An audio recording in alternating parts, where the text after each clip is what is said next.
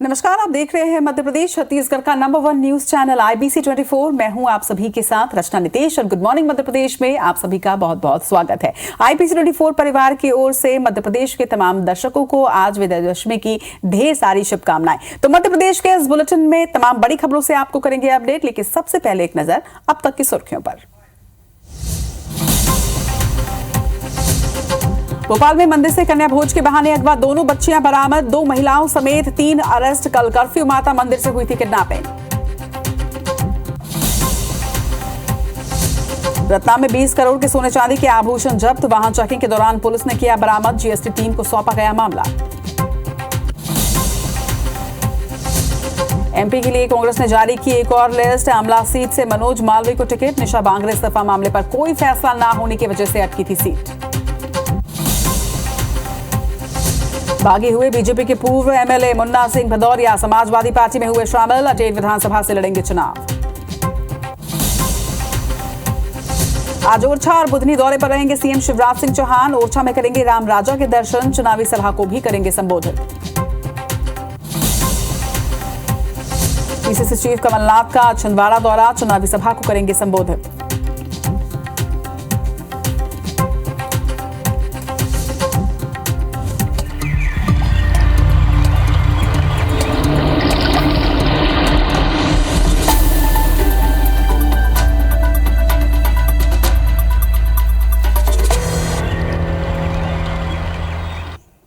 और लाइव की बात शुरुआत करते हैं खबरों की, और सबसे पहले आपको राजधानी भोपाल से अगवा बच्चियों से जुड़ा एक बड़ा अपडेट बता दें। अगवा बच्चियों को अब पुलिस ने बरामद कर लिया है। बड़ी सफलता यहां पर पुलिस को हाथ लगी है, लेकिन बड़ी बात यह कि मानव तस्करी से जुड़े होने के सुराग पुलिस को मिले हैं। पुलिस ने मौके से 2 नहीं बल्कि 4 बच्चियों को बरामद किया है। मौके से 2 और बच्चे भी मिले हैं जिन्हें मानव तस्करी के एंगल से अब जांच की जा रही है। बच्चा चोर गिरोह की सक्रियता से पुलिस अलर्ट हो गई थी। पुलिस को सबूत भी मिले हैं। गिरोह अन्य राज्यों में भी सक्रिय है, ये जानकारी निकलकर सामने आ रही है। आपको ये भी बता दें कि पुलिस अब इस एंगल से भी जांच कर रही है कि क्या ये पूरा मामला मानव तस्करी से जुड़ा हुआ है। साथ ही अंग तस्करों के एंगल से भी जांच यहां पर की जा रही है। कोलार के इंग्लिश विला से गिरफ्तारी की गई है। 5 आरोपियों की गिरफ्तारी हुई है और हरियाणा के गैंग ने इस वारदात को अंजाम दिया था। लेकिन बड़ी बात यह कि यह माना जा रहा है कि हरियाणा के जिस गैंग ने यहां पर इस मामले को अंजाम दिया था, इस घटना को अंजाम दिया था, उसने वो कई और राज्यों में भी सक्रिय है।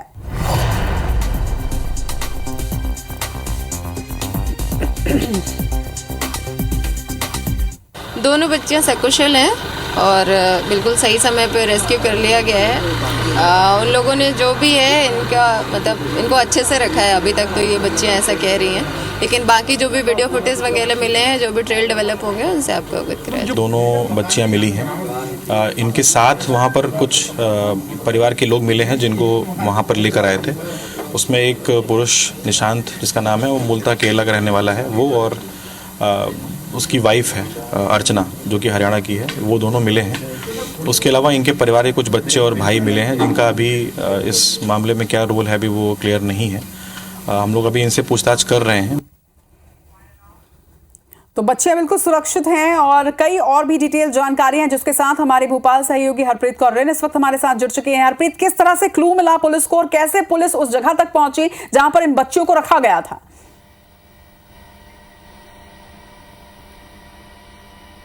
बिल्कुल, देखिए करीबन शनिवार की सुबह 11 बजे ये बच्चियां अगवा हुई थी और पुलिस के लिए मामला चुनौती बन गया था क्योंकि चुनाव के चलते आचार संहिता लगी है, पग पग पर पुलिस है।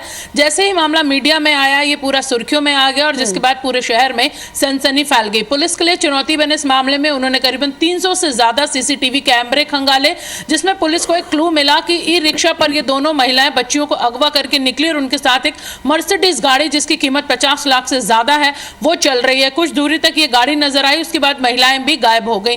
पुलिस को ये क्लू मिला और उसके बाद उन्होंने उस मर्सिडीज गाड़ी की तलाश करनी शुरू की।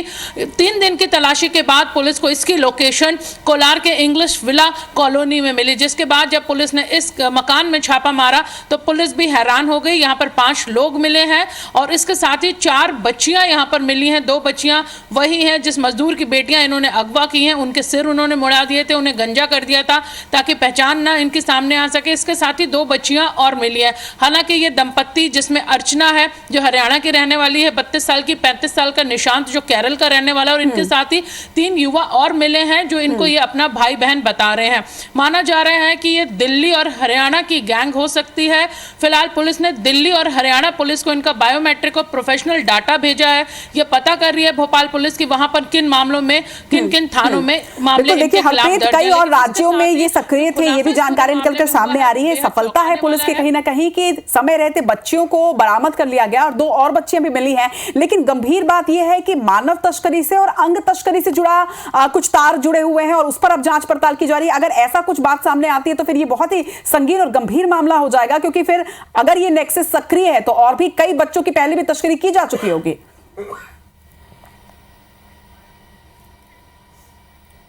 बिल्कुल, यहाँ पर यही बात हम अपने दर्शकों को बताने जा रहे हैं कि पुलिस के लिए भी बेहद चौंकाने वाला ये मामला है कि दिल्ली हरियाणा की गैंग मध्य प्रदेश में पैर पसार चुकी है और यहाँ पे मानव तस्करी की जा रही है, बच्चों को चोरी किया जा रहा है, अगवा किया जा रहा है और उन्हें बेचा जा रहा है। पुलिस अब इस बात का पता लगाने में जुट गई है कि इन बच्चों की मानव तस्करी किस लिए की जा रही थी। क्या इन्हें चौराहों पर भीख मांगने के लिए गिरोहों को बेचा जाना था या फिर इनके अंगों की तस्करी की जानी थी, अंगों को निकालकर बेचा जाना था। बेहद गंभीर मामला पुलिस के लिए अब यहाँ पर बन गया है, क्योंकि दिल्ली की ये गैंग मध्य प्रदेश में कहां-कहां पर सक्रिय है पुलिस ये पता लगाएगी। राजधानी भोपाल में इन्होंने इस घटना को अंजाम दिया। पिछले 8 महीने से ये किराए के मकान में रह रहे हैं। मर्सिडीज 50 लाख से ऊपर की गाड़ी इनसे बरामद हुई है, स्कूटी बरामद हुई है जो वारदात में ये उपयोग करते थे।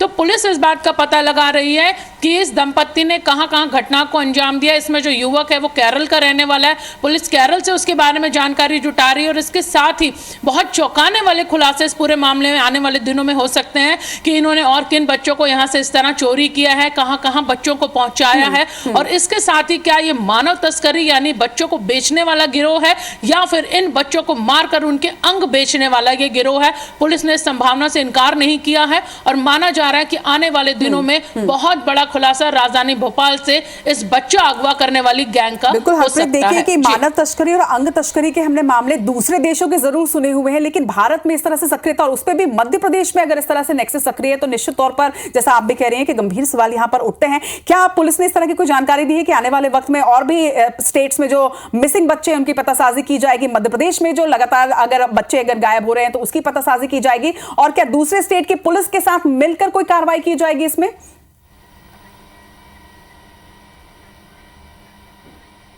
बिल्कुल, देखिए जैसा हमने बताया कि पुलिस ने जो दंपत्ति गिरफ्तार किए गए हैं उनका दिल्ली और हरियाणा में बायोमेट्रिक और प्रोफेशनल रिकॉर्ड भेजा है। वो पता लगा रही है कि कौन कौन से मामले किन किन थानों में इनके खिलाफ दर्ज है और इसके साथ ही पुलिस अब ये पता लगाने में जुटी है कि मानव तस्करी के इन मामलों में इस दंपत्ति सहित और कितने गिरोह पूरे मध्य प्रदेश में सक्रिय हैं, क्योंकि ये 2 ऐसा मामले नहीं है जिनमें बच्चों को अगवा किया गया। इससे पहले भी पूरे प्रदेश भर में कई ऐसे मामले हैं। नेशनल क्राइम रिकॉर्ड ब्यूरो यानी NCRB का अगर आंकड़े देखे जाएं तो मध्य प्रदेश में बहुत बड़े संख्या में बच्चे मिसिंग हैं। उन बच्चों का कुछ पता नहीं चल पाया है। भोपाल की ही बात करें तो 2 साल पहले शाहजहानाबाद इलाके से 1.5 साल का एक बच्चा अगवा हुआ था, लेकिन उसका आज तक पता नहीं चल पाया। ऐसे कई मामले हैं जिनमें बच्चे कहीं गुम हुए हैं, पुलिस ने मिसिंग डाली है, लेकिन वो बच्चे बरामद नहीं हुए। चूंकि अब ये गिरोह पुलिस के हाथ चढ़ा है, ये दंपत्ति पुलिस के हाथ चढ़े हैं, तो माना जा सकता है कि पूछताछ में कई अहम खुलासे हो सकते हैं। उन बच्चों की कुछ जानकारी मिल सकती है जो राजधानी भोपाल सहित अलग अलग जिलों से गायब हुए हैं। फिलहाल पुलिस ने संभावना यहां पर जताई है कि ये मानव तस्करी का मामला है,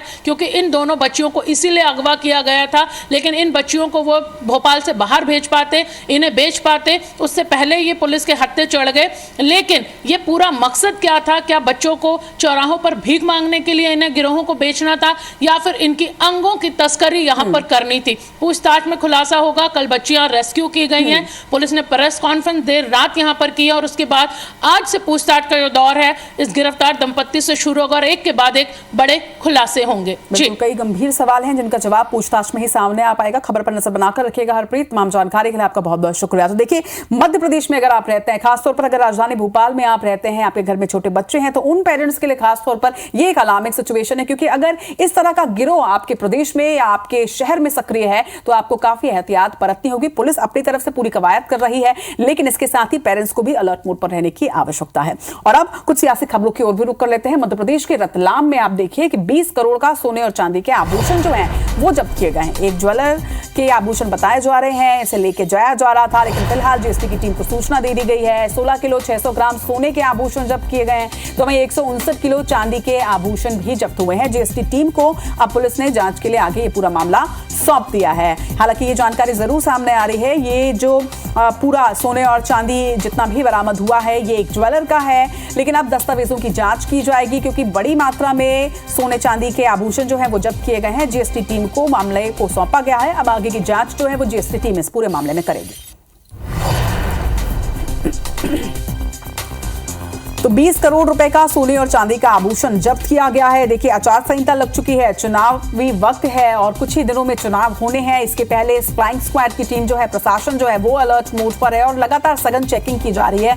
और रतलाम में ऐसी ही चेकिंग में बड़ी मात्रा में सोने और चांदी के आभूषण जब्त किए गए हैं। और इतनी बड़ी मात्रा में जिस तरह से सोने और चांदी के आभूषण ले जाया जा रहा था, जिसके बाद पुलिस ने यहाँ पर सक्रियता दिखाई और जीएसटी टीम को अभी पूरा मामला सौंपा गया। हालांकि जानकारी जरूर सामने आ रही है कि रतलाम के एक ज्वेलर का ये 20 करोड़ का सोने और चांदी का आभूषण है, लेकिन फिलहाल जीएसटी की टीम को यह मामला सौंप दिया गया है और अब आगे जांच जीएसटी करेगी इस पर।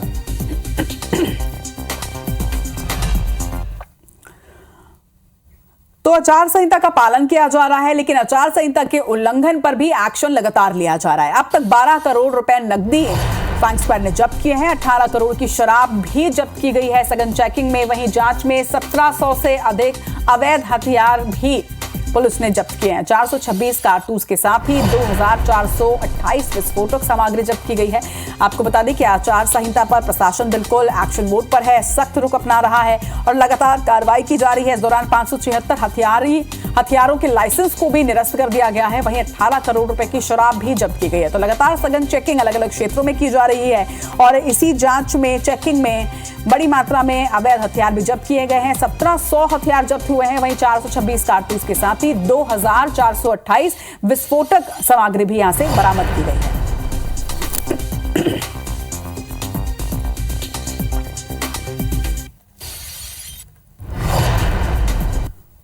और अब बात करेंगे ग्वालियर की, जहां पर पुलिस को एक बड़ी सफलता मिली है, जहां 1000 और 500 रुपए के पुराने नोट का एक जखीरा जब्त किया गया है। आपको बता दें कि बाइक सवार युवक से 47 लाख रुपए के नोट जब्त किए गए हैं।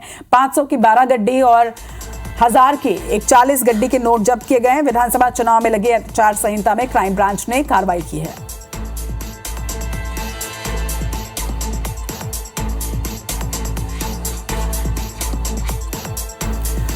तो 47 लाख रुपए के नोट यहां से जब्त किए गए हैं। इन रुपयों का इस्तेमाल चुनाव में किया जा रहा था। पुलिस आरोपी से अब कड़ी पूछताछ कर रही है और भी खुलासे होने की उम्मीद जताई जा रही है। वहीं पुलिस ने कार्रवाई करने के लिए निर्वाचन आयोग और आयकर विभाग को इसकी सूचना भी दे दी है। तो युवक के पास से 47 लाख रुपए के नोट जब्त किए गए हैं। क्राइम ब्रांच ने एक्शन लेते हुए युवक को गिरफ्तार कर लिया है। 47 लाख रुपए भी इस युवक के पास से जब्त किए गए हैं और आप देखिए 500 और 1000 के नोट जो है वो जब्त हुए हैं। पुलिस को बड़ी सफलता यहां पर मिली है। ग्वालियर पुलिस ने एक्शन लेते हुए 1000 और 500 रुपए के पुराने नोट का जखीरा बरामद किया है। 47 लाख रुपए के साथ युवक की गिरफ्तारी की गई है। मध्य प्रदेश में आज बीजेपी के दिग्गज नेता मैदान में उतरेंगे और प्रचार प्रसार करने वाले हैं। सीएम शिवराज सिंह चौहान के साथ ही केंद्रीय मंत्री नरेंद्र सिंह तोमर भी आज कई अलग अलग जगहों के दौरे पर रहने वाले हैं। सीएम शिवराज सिंह चौहान आज निवाड़ी जिले के ओरछा पहुंचेंगे, राम राजा के पूजन अर्चन करने वाले हैं। वहीं सीहोर जिले के बुधनी के दौरे पर भी आज सीएम पहुंचेंगे। इसी तरह से केंद्रीय मंत्री नरेंद्र सिंह तोमर आज ग्वालियर दिमनी के दौरे पर रहेंगे, तो वहीं केंद्रीय मंत्री प्रहलाद पटेल दमोह और नरसिंहपुर जिले के दौरे पर रहेंगे। इस दौरान वो ना सिर्फ दशहरा में आयोजित कार्यक्रमों में शामिल होंगे, बल्कि इसके साथ ही चुनावी सभा को भी संबोधित करेंगे। अलग अलग जिलों के दौरे पर आज सीएम शिवराज सिंह चौहान के साथ ही केंद्रीय मंत्री कमल पटेल के साथ ही नरेंद्र सिंह तोमर दौरा करेंगे, चुनावी सभा को संबोधित करेंगे, लोगों से संवाद करेंगे। इसके साथ ही प्रचार प्रसार वो करने वाले हैं। तो आज बीजेपी के तमाम दिग्गज नेता जो है वो मैदान में उतरेंगे और अलग अलग दशहरा कार्यक्रमों में भी वो शामिल होंगे।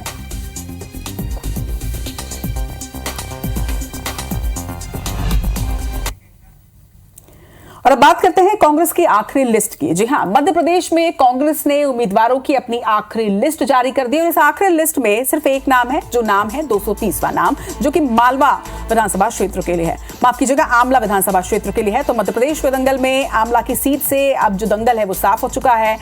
सभी 230 सीटों पर अब कांग्रेस ने अपने प्रत्याशियों का ऐलान कर दिया है। आमला में मनोज मालवीय का मुकाबला भाजपा के उम्मीदवार डॉक्टर योगेश पंडाग्रे से होगा, यानी ये साफ हो चुका है कि आमला का दंगल किन दो योद्धाओं के बीच होना है। मध्य प्रदेश ने कल अपनी आखिरी सूची जारी कर दी और आमला विधानसभा सीट से कांग्रेस ने भरोसा जताया है मनोज मालवीय पर। आपको बता दें कि निशा बांगरे के इस्तीफे की वजह से ये सीट जो है ये अटकी हुई थी, लेकिन अब इस पर तस्वीर साफ हो चुकी है। मनोज मालवीय यहां से कांग्रेस के प्रत्याशी होंगे। वहीं बीजेपी ने पहले ही आमला सीट पर डॉक्टर योगेश पंडाग्रे को उतारा है, यानी अब आमला का जो दंगल है वो बिल्कुल साफ हो चुका है। मनोज मालवीय और डॉक्टर योगेश के बीच ये मुकाबला होगा आमला पे 17 नवंबर को।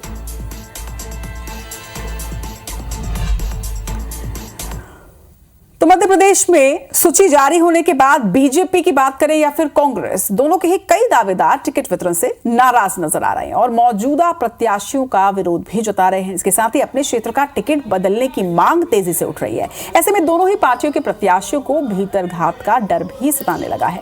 सोमवार को राजधानी भोपाल में कमलनाथ के निवास पर कई दावेदार पहुंचे और विरोध प्रदर्शन किया। विरोध प्रदर्शन कर टिकट बदलने की मांग भी उनके द्वारा की गई। वहीं खंडवा में बीजेपी नेता चिंताराम जगताप पार्टी से नाराज चल रहे हैं। धार में बीजेपी से नीना वर्मा को टिकट मिलने का विरोध भी तेज हो चुका है। वहीं पूर्व जिला अध्यक्ष राजीव यादव और उनके समर्थकों ने बीजेपी पर कार्यकर्ताओं की अनदेखी का आरोप लगाया है। तो बीजेपी और कांग्रेस में बगावती सुर जो है वो तेज हो गए हैं। भोपाल, खंडवा और धार की 3 तस्वीरें आप देखिए कि किस तरह से लोग बगावत पर उतर आए हैं।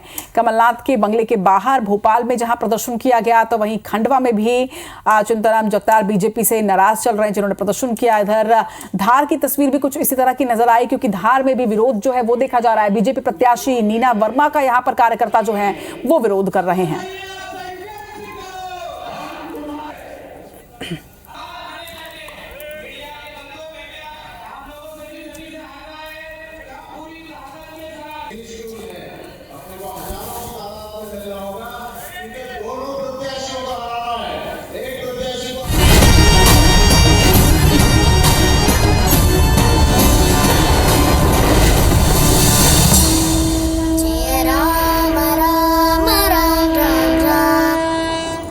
तो जब अधर्म पर धर्म की जीत होती है तो विजय सर्वत्र होता है। जबलपुर में दशहरा महानवमी के दिन ही मना लिया गया है। क्यों, ये भी इस खबर से आपको बताते हैं। दरअसल यहां पंजाबी दशहरे की परंपरा और पंजाबी दशहरे की परंपरा को 71वीं बार यहां निभाया गया। धूमधाम के साथ रावण कुंभकर्ण के 60 फीट ऊंचे पुतलों का कल दहन किया गया। पंजाबी दशहरे का आयोजन गौरीघाट इलाके में स्थित आयुर्वेदिक कॉलेज के विशाल मैदान में किया जाता है। कार्यक्रम में रंगारंग सांस्कृतिक कार्यक्रमों की प्रस्तुतियां भी दी गई। वहीं बाल कलाकारों ने तीर छोड़कर रावण और कुंभकर्ण के पुतलों को दहन किया। इस दौरान गगनचुंबी आतिशबाजी भी हुई, जिसे देखने के लिए हजारों की संख्या में लोग यहां पर इकट्ठे हुए।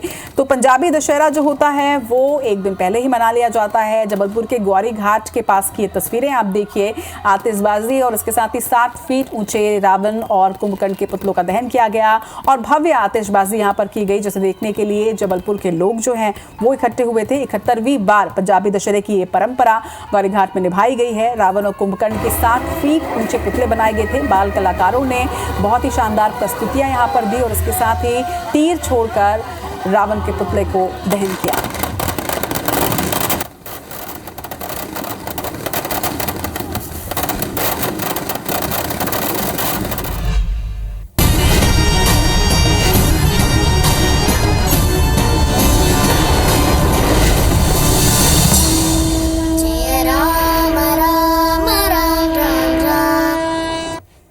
तो दशहरे की शुभकामनाओं के साथ मध्य प्रदेश के इस बुलेटिन में फिलहाल इतना ही, लेकिन आगे आप देखिए छत्तीसगढ़ की खबरें। गुड मॉर्निंग छत्तीसगढ़ में शुभांगी ठाकुर के साथ मुझे दीजिए इजाजत। नमस्कार।